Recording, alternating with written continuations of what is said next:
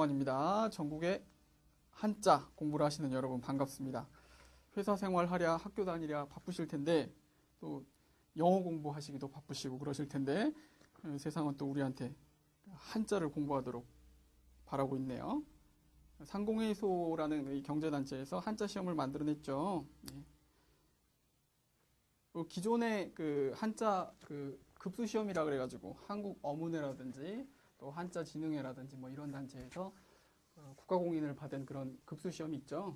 그거를 보신 분들도 많으실 텐데, 상공회의소라는 그 경제단체죠. 여기서 또 이 단체 특성상 뭐 주로 그 일반 그 회사라든지 기업체에서 많이 그 입사의 그 전용 자료로 사용을 하겠죠. 그래서 요 시험을 준비하시는 여러분들이 많으실 텐데, 요걸 한번 공부해 보도록 하겠습니다. 기존의 강의가, 요 교재 이 전 버전, 우리 시스컴 출판사에서 상공회의소 한자 시험 교재를, 여타 그 다른 출판사보다 일찍 준비를 했어요. 그래서 노하우가 많이 쌓였습니다. 요 이전 버전 교재도 많이 가지고 계실 텐데, 그 교재 찍어낸 이후에 그 상공회의소 요 단체에서 요 중급을 기준으로 말씀드리면 배정한자 조정이 좀 있었어요.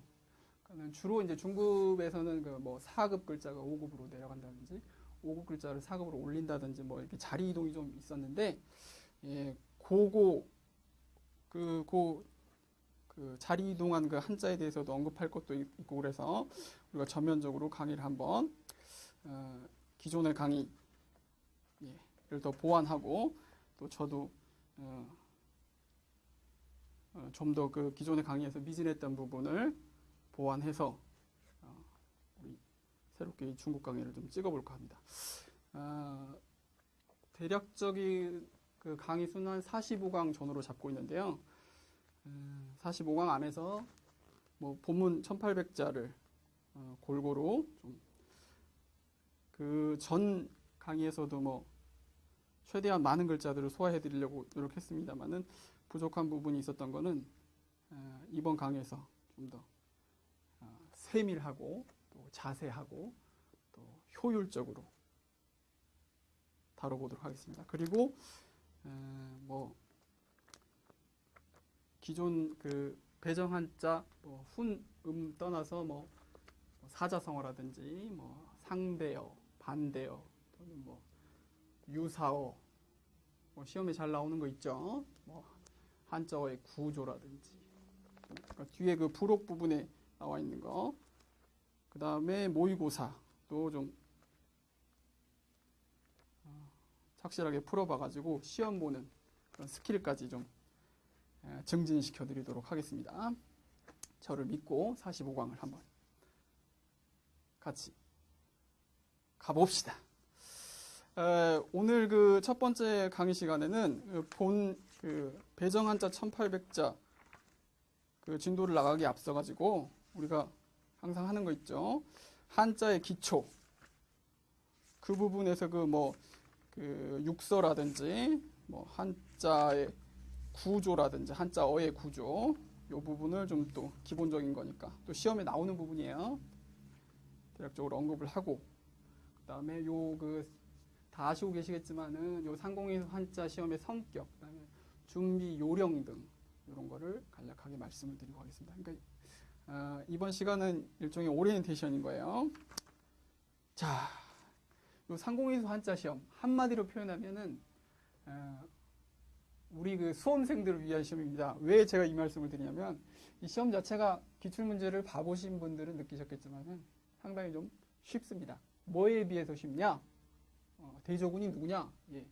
기존의 한자 급수 시험 있죠. 한국어문회라든지 이런 시험에 비해서 쉬워요. 왜 쉽냐? 주관식이 없습니다. 다 객관식이에요. 그리고 이 시험은 시험을 보러 가서 뭐 제대로 준비가 되면은 넉넉하게 뭐 원하는 급수를 취득할 수 있는 그런 쉬운 시험이기도 하지만은 혹시 준비가 덜 됐더라도 시험장에 가서 허탕 칠 확률이 적은 시험입니다. 무슨 말씀이냐면 기존의 한자 시험은 예를 들어서 2급을 준비한다. 그러면 2급 보겠다 하고 그 지원서 써놓고 시험을 봤는데 2급 커트라인 뭐 80점이다 그러면 80점이 안 되면 79점 딱 맞았으면 아깝죠. 한 문제 차이인데 그래도 그냥 얄짤없이 떨어지는 거지 않습니까? 그런데 이 상공위성 한자 시험은 그렇지가 않죠. 중국 같은 경우는 3급이 커트라인이 560점입니다. 560에서 만점인 700점 사이를 딱 맞으면 무조건 상급이에요. 그런데 아깝게도 560점에 못 미쳤어요. 한 558점 맞았습니다. 그러면은 기존의 어문회 시험 같은 경우는 다음 기회에 다시 이렇게 되겠지만은 이 시험은 그래도 3급은 못 땄지만은 4급은 준다 이거예요. 무슨 말씀인지 알겠죠? 그러니까 허탕칠 확률이 적은 시험. 이런 등등의 이유로 이 시험은 우리 그 수험생들을 위한 시험이다. 그러니까는 이렇게 배려를 해주는 시험인데 딱 봐가지고 그냥 취득을 해줘야죠. 열심히 공부하셔가지고 이 중급뿐만 아니고 중급 해보면 별거 아닌 거 느끼실 거예요. 그래서 이거 고급도 할만하겠네. 네, 해보셔도 됩니다. 충분해요. 이게 시험 자체가 쉽기 때문에 다른 할 일도 많은데 영어 공부도 해야 되고 술도 마셔야 되고 사람도 만나야 되고 그런데 한자 공부만 뭐 하루에 막 4-5시간씩 막 할 여유는 없지 않습니까? 자기 개발도 해야 되고 물론 한자 공부하는 게 자기 개발의 뭐 일종이긴 하지만요. 아무튼 시간이 부족하단 말이에요. 하루에 1시간 내내 1시간 반만 공부해가지고 그것도 한두 달만 공부해가지고 시험에 합격할 수는 없어요? 예, 합격할 수 있습니다. 뻥치는 게 아니고 제 강의를 같이 따라서 들어주시면 합격할 수 있어요. 왜 합격할 수 있느냐? 일단은 제가 잘 가르쳐서 그러느냐? 그게 아니고 시험 자체가 쉬워요. 그런데 그 목적지인 시험 합격에 도달하는 길이 혼자서 가기에는 그래도 좀 무리가 있을 겁니다. 중급을 준비하시는 분들이라면은 그래도 한자가 좀 낯선 분들, 처음 접하시는 분들, 이런 분들이 많으실 텐데 혼자 준비하기에는 뭐 중요한 거라고는 하지만은 뭐 재미도 없고 영어 같은 경우는 그래도 학창 시절 뭐 중고등학교 6년, 초등학교 6년 뭐 이 과정 속에서 뭐 주구장창 했던 거라 좀 익숙하지만 한자는 또 그렇지 않지 않습니까? 네. 혼자 공부할 때 그 한계를 이 강의가 극복해 줄 겁니다. 이 강의를 어떻게 활용하실 거냐면 활용 방법은 강의만 듣고 복습만 하세요. 예습할 필요도 없습니다. 복습만 하면 제가 요런 부분이 중요해요. 그러면은 그것만 집중적으로 하시면 돼요. 1800자가 배정한자가 중국 같은 경우는 1800자인데 1800자를 모두 할 수는 없는 거죠. 모두 나는 한번 공부를 했다 하면은 그냥 깡그리 하지 않고서는 못 배긴다. 이런 특수한 성격의 소유자가 아니라면 대부분은 어느 정도 해가지고 합격을 목표로 하실 텐데 그게 목표시라면 이 강의도 전부 다를 마스터해드리기에는 제약이 있는 겁니다. 뭐 시간적인 제약, 이렇게 한계가 있는 거기 때문에 시험 합격을 목표로 위주로 강의를 할 거예요. 그러면은 공부를 어떻게 해야 되겠습니까? 효율적으로 해야 되겠죠. 그 효율적인 그 공부 방법을 제가 가르쳐 드리겠다는 말이에요. 그러니까는 요 강의만 활용하시면 돼요. 그리고 강의 1시간 듣고 복습 30분 하고 이 정도면 충분할 겁니다. 복습 가장 중요해요. 강의를 들을 때 집중하는 것도 중요하겠지만 대충 그 정도로 말씀을 드리고 이번 배정 한자의 자리 이동이 좀 있다 그랬죠. 그러니까 이 교재는 아직 우리가 자리 이동이 된 것을 반영을 못한 교재입니다. 그러니까 제가 체크만 해놨으니까는 그거를 제가 따로 모아가지고 그냥 한 번에 말씀드릴까 이 생각도 해봤는데 그거는 좀 효율적이지 않을 것 같고 어차피 뭐 중급 글자가 고급으로 올라갔다거나 뭐 고급 글자가 뭐 중급으로 내려왔다거나 이런 게 아니고 중급 내에서 자리 이동이기 때문에 크게 막 자리 이동에 대해서 신경 쓸 필요는 없을 것 같아요. 단지 예를 들자면 여기 페이지가 안 나왔는데 한 4장을 넘겨보시면은 이 부분에 한자 영역의 출제 범위라 그래가지고 이 상공위성 한자 배정 한자의 출제 범위 급수별 한자가 5급 글자는 어떤 부분에서 나오고 3급 글자는 어떤 부분에서 나오고 그걸 설명해 놓은 게 있는데 한자의 부수, 획순, 필순에 관한 문제들이 꼭 나옵니다. 요거는 뭐 안 나온 적이 없어요. 꼭 몇 문제씩 나오는데 그 부수, 획순, 필순 그 출제 범위에 그 등급별 그 출제 범위가 있는데 그게 보시면은 3급, 4급 글자는 안 나오고 5급 글자에서만 각각 5자씩 나오게 돼 있어요. 그러니까 이 말은 무슨 말이냐면 자리 이동이 예를 들어서 4급 글자 있는데 5급으로 내려갔다. 그러면 그 4급 글자는 기존에 그 여기 배정 한자가 자리 이동하기 전에는 필순이라든지 획순 이런 문제 나올 수 없었지만은 이제는 이제 나올 수도 있는 거니까 제가 요 4급 글자가 5급으로 갔네요. 그러면은 그 글자는 필순이라든지 획순 그다음에 부수에 대해서 신경을 좀 쓰셔야 된다는 그 사실만 유념하시면 되겠어요. 그것만 조심. 그 외에는 뭐 특별히 뭐 따로 자리 이동한 거에 대해서 신경 쓰실 필요는 없습니다. 그러니까 제가 배정 한자를 이제 강의 나가는 과정에서 자리 이동했어요. 그러면 거기다가 자리 이동한 사실만 체크해 놓으시고 방금 말한 그 어순, 필순, 그다음에 부수 뭐 이런 거에 대해서 준비하시면 5급으로 내려간 글자는 그런 것만 좀 준비하시면 되겠죠. 네, 그러면은 뭐 대략적으로 다 말씀드린 것 같고 뭐 중요한 건 또 강의를 진행하는 과정에서 또 몇 번씩 또 반복해서 언급할 겁니다. 자, 그러면 우리 교재 18페이지로 넘어가 볼게요. 한자의 이해 거기 보면은 그 괄호하고 2번에 그 한자의 3요소 있죠. 그게 뭐 시험에 나오는 내용은 아니지만은 뭐 우리가 한자 공부를 하는 데 있어서 기본이 되는 얘기니까는 한자의 3요소. 우리가 한자를 뜻 글자라 그러지 않습니까? 그래서 그 보면은 1, 2, 3번 해가지고 3번의 뜻 이렇게 나오는데 이제 처음에는 이제 모양, 형체, 그다음에 두 번째 소리, 그다음에 세 번째 뜻 그래가지고 나오죠. 요 세 가지가 한자를 이루는 3요소입니다. 근데 3번의 뜻 이게 중요하겠죠. 말 그대로 뜻 글자니까.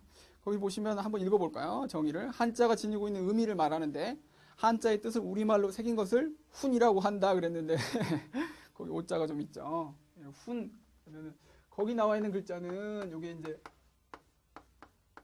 훈장 공 세운 사람한테 주는 훈장 할 때 이 공훈자죠. 사람 이름에도 잘 들어가는 훈자인데 내가 아는 사람 중에서도 이 훈자 들어가는 사람들이 꽤 있는데 무슨 훈, 뭐 태훈, 재훈 이럴 때 그 훈자죠.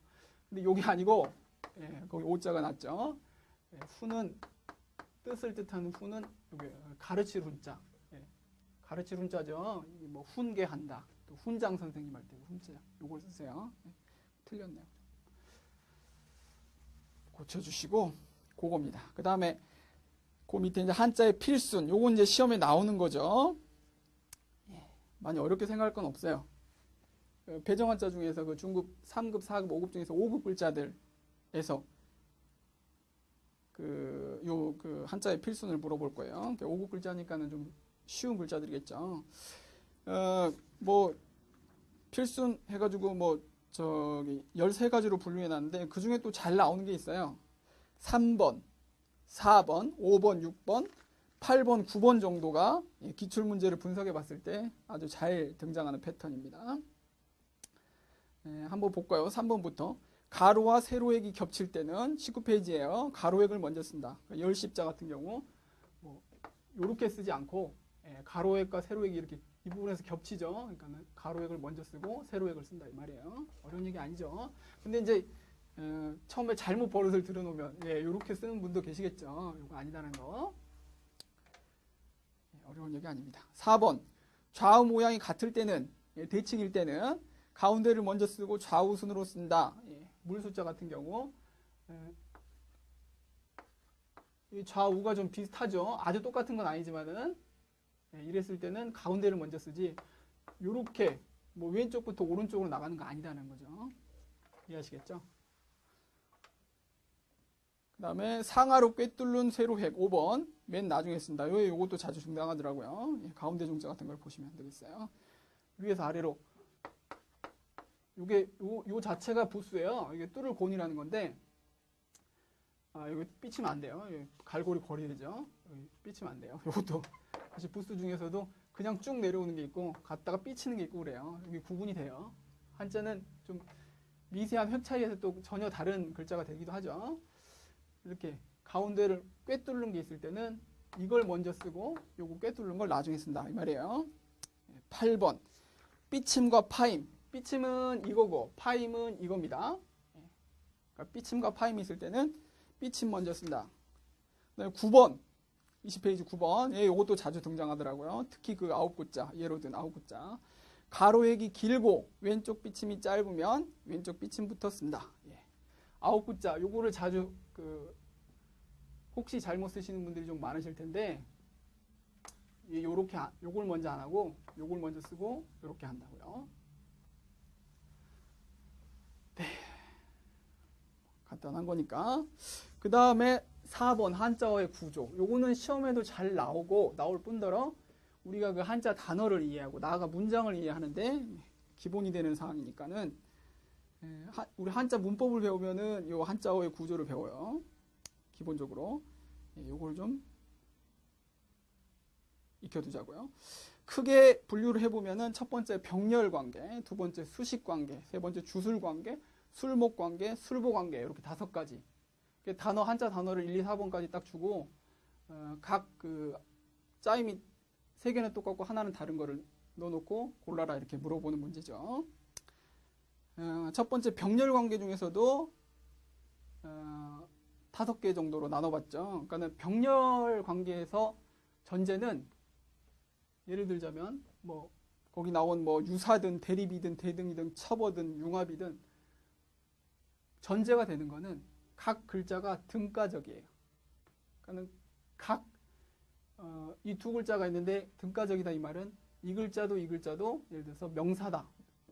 둘 다 똑같이 명사. 그 다음에 의미의 값이 누가 한쪽을 꾸며준다든지 뭐 이런 게 아니고 독립적으로 등가적으로 가치를 갖는 글자들의 조합이다 그 말이에요. 유사관계를 보면 뜻이 같거나 아주 똑같거나 비슷한 글자들 결합해가지고 만든 단어죠. 예를 보면 첫 번째 토지, 두 번째 가옥. 가옥 같은 경우 아시죠? 이 글자 집가자, 지복자. 물론 세부적으로 들어가면 우리가 본문에 집가자 할 때도 그 내용은 언급하겠습니다만은 같은 집이라도 조금 달라요. 그렇지만은 그냥 뜻으로만 볼 때는 다 집이죠. 이 글자도 독립적으로 다 집이에요. 명사고 등가적이에요. 의미는 유사하고 그래서 유사관계. 그러니까는 이런 게 시험에 나올 때는 특히 병렬관계 중에서는 유사관계와 대립관계 요 구분을 하는 문제도 나올 수가 있어요. 무슨 말이냐면 1, 2, 3, 4번 중에서 뭐 1, 2, 3번까지는 유사관계 3개, 그다음에 4번은 대립관계 하나 이렇게 넣어놓을 수도 있다고요. 그러니까는 큰 병렬관계라든지 수식관계, 주술관계 요 구분만 하는 게 아니고 병렬관계 중에서도 구분이 좀 돼야 돼요. 그다음에 대립관계 서로 좀 대립이 되는 거죠. 뭐 남자, 여자, 남녀, 뭐 하늘, 땅 굳이 안 써도 되겠죠. 좌우, 반대, 대립. 그다음에 대등. 요거는 유사관계하고는 약간 좀 구분을 하셔야 되는데 유사관계는 뜻이 아주 같거나 똑같거나 비슷한 건데 대등은 그 뜻이 똑같지는 않아요. 그런데 예를 들어서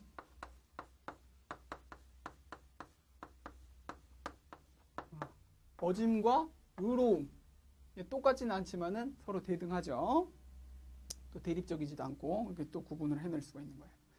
그 다음에 첩어관계. 이 첩이라는 게 이 첩자는 모르셔도 되지만 중첩이라는 의미의 첩자예요. 이게 밭전을 3개를 하고 그 밑에 맞당글자를 하는 굉장히 좀 복잡한 글자죠. 첩어관계. 중첩됐다 그럴 때 똑같은 게 반복되는 거죠. 예를 들어 보면 시시때때 할 때 그 시시예요. 연년, 해마다 이런 뜻이죠. 또는 가가, 집집마다, 가가, 호호 다 마찬가지. 첩어관계죠. 그다음에 융합관계. 요거를 좀 그 중에서도 집중해서 보셔야 될 텐데 서로 전혀 다르거나 관계없는 2개 글자가 별로 관계없어 보이는 2개 글자가 결합해가지고 새로운 뜻을 가진다. 그 정의를 제가 써놓고도 좀 관계가 없다 이 말에 집중하지 마시고 춘추라든지 광음이라든지 게 서로 관계가 없는 건 아니죠. 근데 딱 볼 때는 춘추? 이게 그러면은 대등관계인가? 대립관계인가? 모순? 뭐 창과 방패니까 대립관계인가? 이렇게 생각할 수가 있는데, 그러니까 모순을 예로 들어보죠.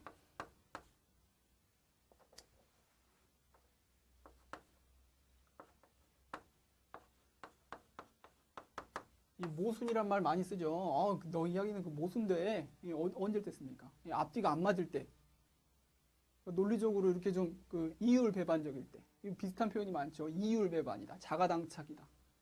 다 모순되다라는 그런 의미를 갖죠.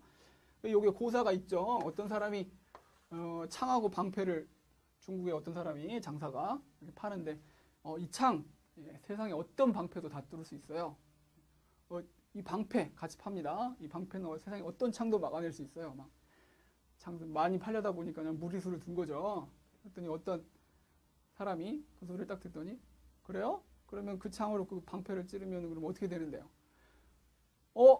창이 뚫는다 그러자니 세상의 모든 창을 다 막아낸다고 했던 자기 말이 그 말이 틀린 거고 그 말이 거짓말이 되고 방패로 막아내자 이 방패가 막아냅니다 이렇게 말하자니 또 아까 그 창으로는 모든 방패를 다 뚫을 수 있다고는 그 먼저 했던 말이 또 말이 안 되고 그러니까는 자기가 했던 말이 그 자승자박 되는 거죠. 모순 서로 앞뒤가 안 맞는 거죠. 그러니까는 단순히 창과 방패라는 뜻만 갖는 게 아니고 서로 좀 전혀 다른 새로운 뜻을 만들어냈죠. 그러니까 첫 번째 그 춘추도 그냥 단순히 봄, 가을을 뜻하는 단어가 아니고 춘추란 말 언제 씁니까? 어르신의 춘추. 그러니까 좀 높임말로 그 나이를 높임말로 춘추라 그러죠. 광음이라는 것도 단순히 빛과 그림자가 아니고 시간을 얘기하는 거죠. 일촌광음 불가경이다 이런 말 있죠. 명심보감 보면은 주자 10회 뭐 거기에서 언급한 내용인데 그 일촌 아주 잠깐의 시간이라도 불가경 가볍게 하지 말아라. 시간을 중하게 써라. 이런 훌륭한 말 중에 그 광음이란 말이 등장하죠. 자, 두 번째 수식관계입니다. 요거 이제 말 그대로 꾸며주는 거죠. 수식한다 이런 말은 뭐 영어 공부할 때도 많이 들어보셨을 거예요. 수식관계에서도 약간 구분이 되는데 1, 2, 3번을 보세요. 첫 번째가 이제 형용사 명사. 그러니까 해석은 A 한 B 뭐 이렇게 나왔는데 써볼게요. 뭐 미인이죠. 그러니까 이걸 구조로 보면은 이게 이제 형용사고 이게 이제 명사죠. 그러니까 아름다운 사람. 그러니까 A 한 B다 그 말이에요. 이 앞에 게 형용사로 쓴 명사를 꾸며주는 거죠. 그러니까 요거는 그 1번에 설명했던 병렬 관계랑은 그 구조가 전혀 좀 다르죠. 구분이 될 수 있겠죠. 그 다음에 그 수식 관계 중에서도 2번, 3번을 보면은 2번 같은 경우는 부사 플러스 동사. 그러니까는 명사를 꾸며줄 우리 영어 할 때도 배웠지만은 명사를 꾸며줄 수 있는 거는 형용사인데 동사를 꾸며줄 수 있는 거는 부사죠. 뭐 A하게 B하다 뭐 해석을 이렇게 하라고 그랬는데 실제 단어를 보면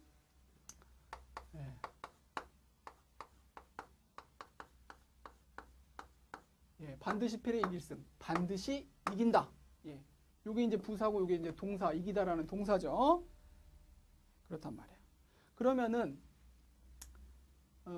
요게 이제 물론 병렬 관계하고 요 수식 관계의 구분을 물어볼 수도 있겠지만은 요 그 수식 관계 중에서도 A 한 B 그러니까 형용사 명사 관계냐 부사 동사 관계냐 요 구분을 하는 것도 물어볼 수 있어요. 실제로 기출이 된 적이 있습니다. 그러니까는 1번과 2, 3번 2, 3번을 구분하는 거는 잘 안 나오지만은 1번과 2, 3번을 구분하는 거는 나올 수가 있다 이 말이에요. 3번을 보면 이제 부사 플러스 형용사 A 뭐 하게 비한 또는 뭐 지당 같은 단어를 보면은 지극하게 당연한 뭐 지극히 당연한 그러니까 A 하게 비한 뭐 이렇게 해석되는 거 뭐 지고도 마찬가지예요. 지고 지수를 할 때 지고 지극하게 높은 아주 높은 그런 말이죠. 요거 두 개 부사 동사 부사 동사 부사 형용사 요거 구분하는 거는 안 나오겠지만은 요런 스타일과 요 스타일을 구분하는 거는 나올 수 있다 그 말이에요. 그러면은 뭘 봐야 되느냐? 두 번째 글자를 봐야 되겠죠. 두 번째 글자가 명사인지 또는 형용사인지 동사인지를 구분하시면 되겠어요. 자, 세 번째가 주술관계입니다. 주어와 수어의 관계죠. 그러니까는 A가 B 하다 이렇게 해석되는 거죠. 예를 들어 보면은 지금 이제 봄인데 봄이 왔다. 그걸 이제 춘래라고 하죠. 이게 명사고 이게 동사죠. 주어, 수어. 구분하시겠죠? 이거랑 이런 한자 단어랑은 또 구분이 되죠. 춘래, 봄이 왔다 이거죠. 이런 말 있죠. 춘래 불사춘이라. 그 유명한 19절에 나온 건데 봄이 왔는데 봄 같지가 않구나. 참 그렇죠. 요거는 그 지은이의 그 심상이 봄이 오면은 뭐 얼마나 막 산천에 그 막 푸릇푸릇하게 막 새순도 나고 막 꽃도 피고 사람들 좋다고 그러는데 자기 마음 심란하고 그럴 때는 춘래 불사춘이다. 또는 뭐 계절적으로라도 봄이 됐는데 막 제가 사는 곳이 강원도 춘천인데 4월 한 초순인가 중순 언젠가 막 봄 왔는데 막 눈 오고 그런 적 있어요. 그럴 때 춘래 불사춘이죠. 봄은 왔는데 다시 또 겨울이 된 것처럼 봄 같지가 않구나. 그런 말이 있습니다. 주술관계, 주어 서술어 관계. 그 다음에 네 번째가 술목관계. 이 주술관계와 술목관계 구분을 또 물어보기도 잘 하는데 서술어가 먼저 나오고 목적어. 영어로 표현하면은 그 삼형식 문장, 술목관계, 애국, 사랑하다라는 동사죠. 그 다음에 나라국 명사죠. 나라를 이게 목적어죠. 사랑하는 거. 술목관계죠. 다섯 번째가 술보관계. 서술어와 보호의 관계. 이거는 이제 술목관계랑 좀 잘 구분하셔야 되는데 여기 들어갈 입자, 그 다음에 배울학자는 그냥 약자로 써볼게요. 약자로도 많이 나오니까 여기 배울학자 약자라는 것도 좀 알아두시면 좋겠어요. 요거는 학교를 들어간다 이렇게 를 붙여버리면 목적어 같지만 이게 그 목적어가 아니죠. 여기 어디에 장소를 뜻하는 말이죠. 그러니까 학교에 들어간다. 그러니까 어디에 들어간다. 요거랑 이제 술목관계랑은 좀 정확히 구분하셔야 되겠어요. 같은 명사지만은 좀 해석이 다르죠. 입실, 방에 들어간다. 귀가 집으로 돌아간다. 술목관계와 술보관계를 좀 잘 구분하시라는 거 시험에 나옵니다. 자, 그 한자어의 구조는 그 정도 하고 육서로 들어가 보겠습니다. 육서. 이게 이제 시험에 나오기도 하고 여기까지만 지워볼까요? 이거 다 뭐 필기하라고 그러는 거 아니죠? 거기 책에 다 나와 있어요. 제가 요건 좀 적어두세요 하는 거는 제가 따로 언급을 할 겁니다. 육서도 필기하실 필요는 없어요. 이거 다 지우고 할까요? 육서. 이게 이제 글자, 한자라는 글자가 만들어진 원리이기도 하고 또 그 수많은 한자, 뭐 중국의 허신이 그 육서라는 거를 그 생각했을 때만 해도 뭐 만자가 채 안 되는 거기 나와 있죠. 22페이지 보면 9,350여 자 요걸 가지고 구성 원칙을 밝혔다 그랬는데 지금은 이제 요거는 어휘는 우리 한글도 그렇지 않습니까? 뭐 외래어가 들어온다든지 새로운 또 그 문화가 생겨난다든지 또 거기에 발맞춰 가지고 새로운 그 어휘들이 등장하는데 한자도 마찬가지예요. 어휘가 막 알을 까고 새롭게 만들어지고 그래갖고 지금은 뭐 수만 자, 수십만 자 될 텐데 그 한자, 많은 한자들을 분류하는 또 기준이 되기도 하죠. 육서. 그래서 요 육서가 시험에 꼭 나와서라기보다도 시험에 안 나오는 뭐 상관없는 강의라도 제가 요거는 그 한자를 가르칠 때 기본적으로 아이들한테도 가르쳤고 일반 성인들한테도 가르칩니다. 중요해요. 좀 기본적으로 좀 알아두세요. 상식입니다. 첫 번째가 육서.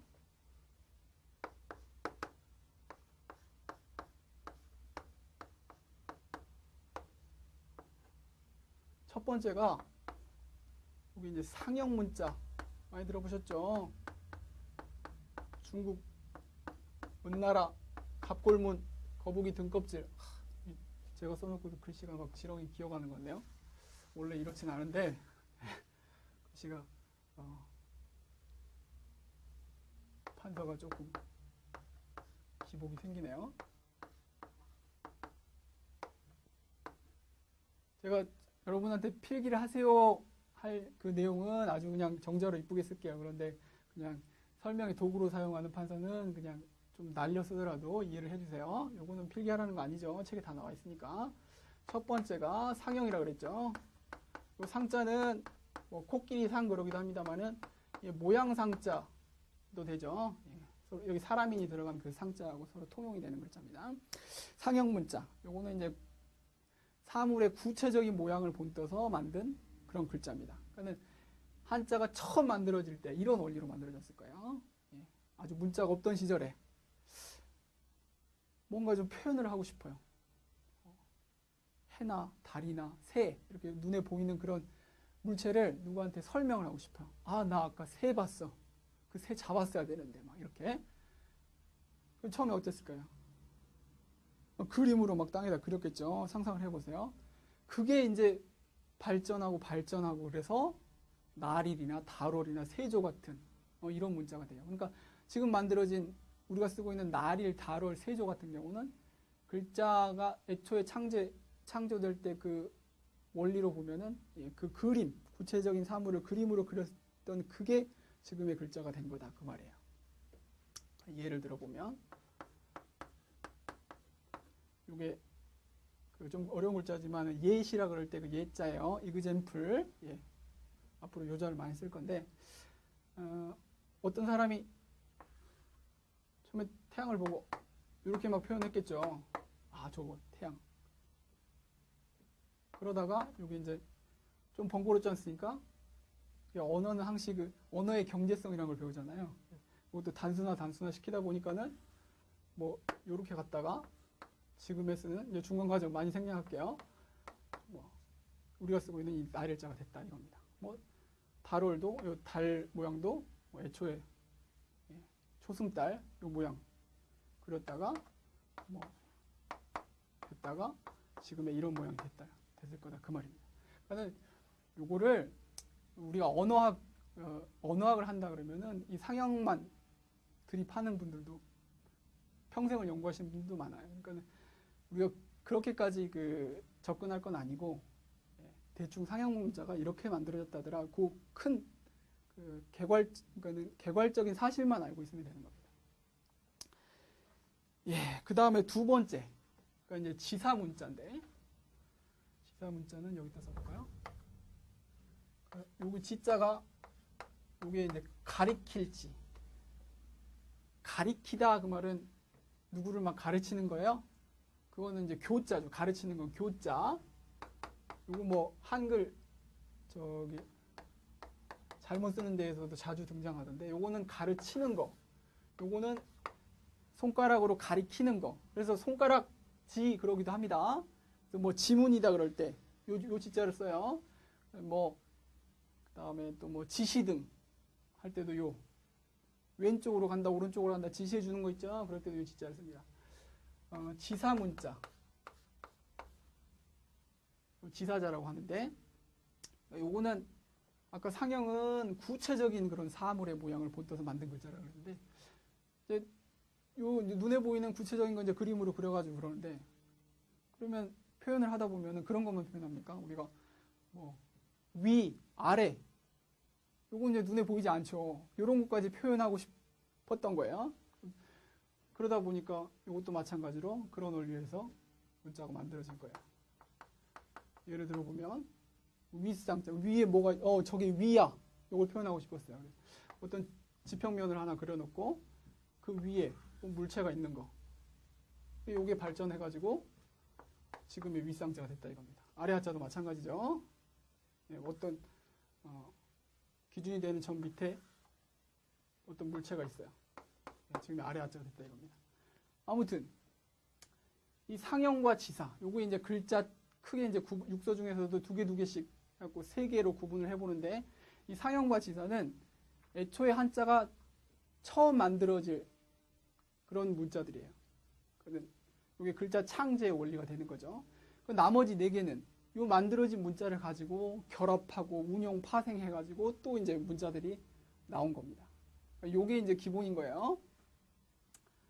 자, 세 번째가 이제 회의 문자다 그래가지고 요 회자가 이제 모일 회자죠. 회의하다, 회식하다 그럴 때가 회자입니다. 모여가지고 밥 먹는 거 회식이라 그러지 않습니까? 회의, 의, 의자 여기 이제 뜻의자죠. 회의 문자. 뜻을 모았어요. 요거는 요거 이제 일사자입니다만은 요거는 이제 뭐 추상적인 그런 뭐 마음속의 생각이나 뜻, 뭐 위치, 동작 뜻하는 말이겠죠. 그거를 가리키는 문자고 모양을 그대로 본떠서 만든 거고 요거는 이미 만들어진 상형자와 지사자를 모아가지고 그 뜻을 모아가지고 두 글자 정도를 융합해가지고 새로운 뜻을 갖는 글자를 만들어낸 거예요. 예를 들자면 하나 만들어 볼게요.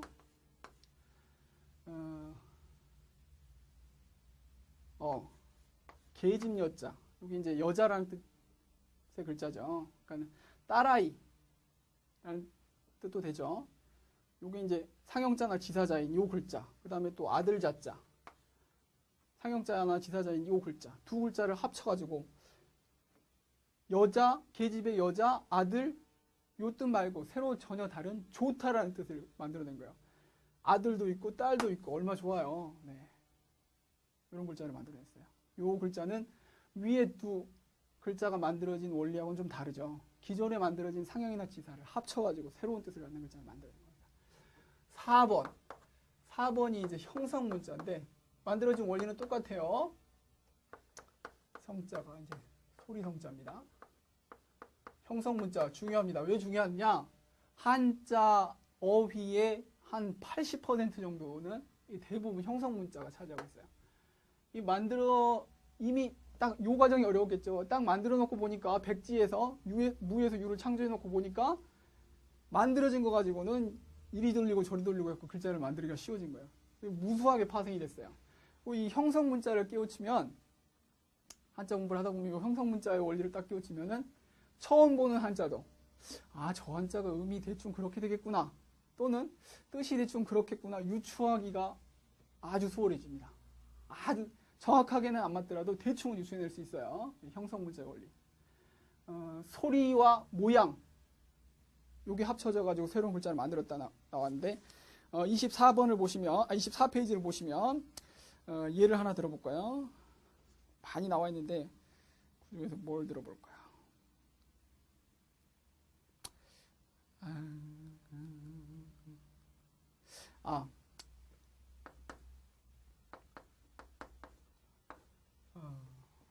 요 글자 아시죠? 모르시는 분들도 뭐 계시겠지만 많이는 아시겠죠? 뭐 쉬운 글자니까 문문 안에 입고 들어갔어요. 그러니까는 형, 모양, 성, 소리인데 요 글자 두 개는 파자를 해보면 글자를 쪼개놓고 보면은 문문자에다가 입구자가 들어간 거지 않습니까? 그러니까 요 문문자는 소리를 담당한 거예요. 요 글자도 물을 문자라는 겁니다. 물을 문자예요. 그러니까는 요 문이라는 음은 요 문문자에서 왔고, 그럼 묻는 건 뭘로 물어요? 입으로 묻지 않습니까? 입구. 요거는 이제 뜻. 그러니까 여기 모양이라고 나와 있는데 이게 뜻을 담당하는 거예요. 아시겠죠? 뜻 부분과 음 부분의 결합을 통해서 만들어진 문자다.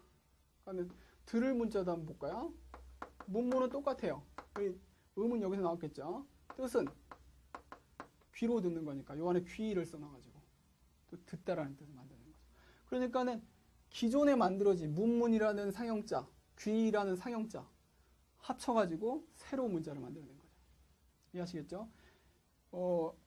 우리가 이제 한자 1800자를 공부해 보시면 아시겠지만은 거의 대부분 많은 글자들이 10의 뭐 7, 8할은 다 형성 문자에 속합니다. 그러면 뭐 이 쉬운 글자를 모르실 리 없겠지만은 만약에 한자를 배웠는데 이제 원리를 좀 깨우쳤어요.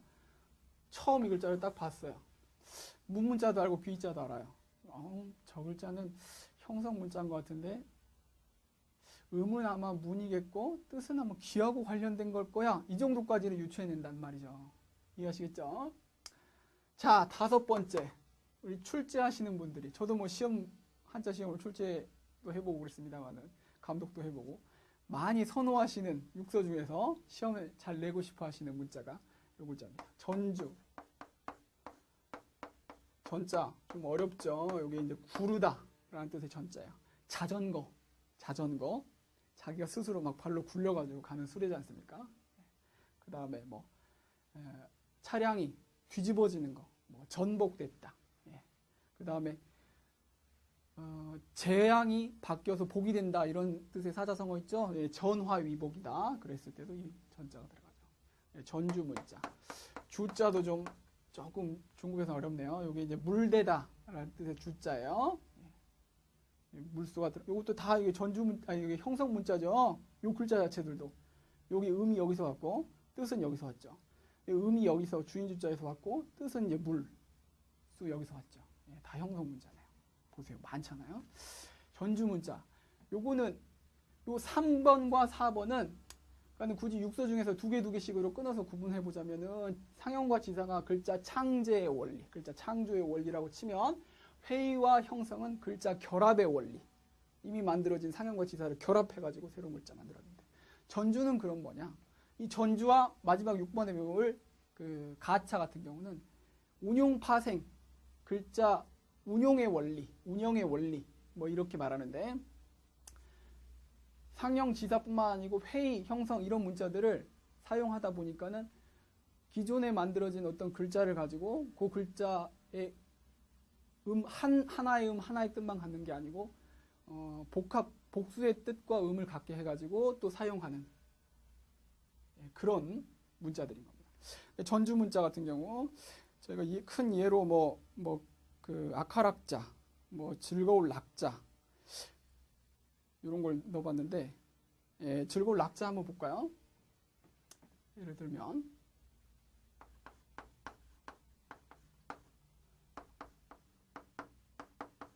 요게 잘 아시는 즐거울 낙이라고 많이 사용하는 건데 뜻이 한자는 단수의 뜻만 갖는 글자들이 별로 없습니다. 대부분 복수의 뜻을 갖고요. 그 다음에 어떤 글자는 그 뜻에 따라서 음도 달라지는데 그게 전주 문자예요. 요 글자가 그래요. 즐거울 락. 즐겁다 그럴 때는 락이에요. 그래서 오락, 오락실, 오락부장 할 때 그 즐거울 락이죠. 그 다음에 요게 이제 풍악이라고 또는 음악이라 그럴 때 이때는 락이 아니고 음이 악이 돼요. 음이 달라지죠. 전주 문자. 이래서 출제하는 사람들이 좋아하는 겁니다. 왜냐하면 이 글자를 안다고 이거 즐거울 낙자잖아. 아는 것 같지만 그거 하나만 알아가지고는 제대로 아는 게 아니기 때문에. 그 다음에 이거 좀 어려운 건데 좋아한다 이런 뜻도 있어요. 좋아하다 그럴 때는 음이 좀 어렵지만 요가 됩니다. 논어의 구절에 보면은 공자께서 이런 말씀하셨어요. 인자는 요산하고 지자는 요수다. 이런 말 하셨습니다. 어진 사람은 산을 좋아하고 지혜로운 사람은 물을 좋아한다. 그러니까 요거를 딱 써놓고 저기 아이들 모아놓고 그 예절학당 이런 것도 할 때도 자 이거 누가 읽어볼 사람 그러면 애들 막 좋다고 막 저요 낙산 낙수요. 거기서 이제 즐거울 낙자 이제 안다 이거죠. 그렇게 읽으면 틀린 거죠. 이 낙자를 한 30%만 하는 겁니다. 이게 이제 좋아한다 그럴 때 음이 바뀌어요. 요라고. 요산 요수다 이렇게. 이 사자성어도 많이 나오죠. 요 전주 문자는 또 중요한데 저거 하나만 언급하고 가자니까는 또 아쉽죠. 하나만 더 언급해 볼게요.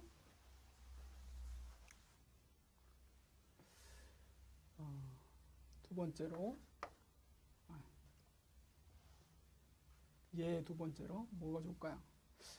거기 아카락자 뭐 그것도 중요합니다만 시험에 잘 나왔던 게 여기 있네요.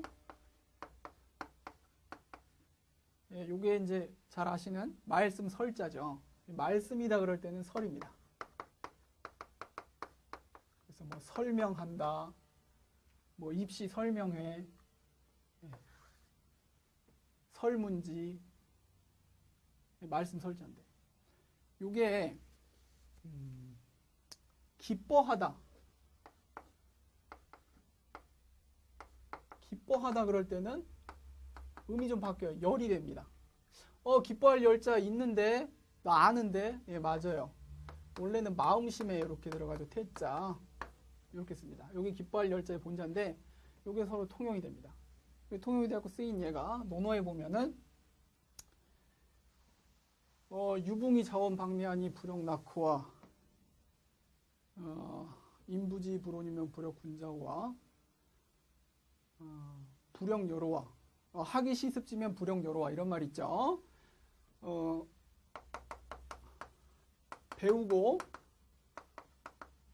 때때로, 때시자, 익힐 습자. 지는 대명사예요. 배우고서 그것을 때때로 익히면, 불역 여로와, 이런 말이 나옵니다. 글자 자체는 다 쉽죠. 예, 요거 읽어볼 사람은 하기 시습지면 불역 서로와, 이렇게 읽으면 틀린 거란 말이에요. 이때는 여기 이제 기뻐할 열자의 의미로 쓰인 거예요. 잘 사용이 돼요. 기뻐하다 그럴 땐 열. 그 다음에 이게 누구를 말로써, 특히 뭐 말로써 달래는 거, 설득시키는 거. 이럴 때는 달래다 그럴 때는 이게 이제 새가 됩니다. 새, 달래다, 새. 의미 또 3개나 되죠. 예, 이런 거 시험에 잘 나옵니다. 옛날에 그 춘추 전국 시대에 이 세치 혀를 가지고 중국의 춘추 전국 시대에 각 나라를 다니면서 자기 정책을 왕들한테 펼치고 설득시키고 이런 사람들을 세객이란 말을 썼어요. 그러니까 요거를 잘 쓰임을 모르는 분들은 말 잘하는 사람이라 설객이다 이 말인가? 이렇게 했다가는 이제 무식하다는 소리 듣죠. 여기 이제 세객이라고 합니다. 그리고 얼마 전에 우리 4.11 총선이 지났는데 그때 그 각 후보자들이 뭐 합니까? 자기 공약을 나 이런 일을 할 거예요. 막 뻥치고 다니죠. 그런 거를 유세한다 그러죠. 예. 놀유자. 노는 건 아니지만 여기 이제 이리저리 돌아다니면서 뭐 이런다는 말이 있어요. 그래서 놀유자에다가 요 달랠 색자를 써가지고 유세다. 이거 유설이다 아니에요? 노는 이야기 이런 말인가? 무식하다는 소리 들어요. 전주문자 어떻습니까? 시험에 잘 나오겠죠? 예, 잘 나올 수밖에 없어요. 특히 중요합니다. 기존에 만들어진 문자를 가지고 이렇게 구르고 제가 막 화면에서 막 사라지고 그러나요? 막 설명을 하려다 보니까 구르고 전환시키고 끌어다 붙이고 그래가지고 새로운 문자를 만들어낸 거예요. 자, 그 다음에 마지막으로 이제 6번이 가차 문자입니다. 가차 문자.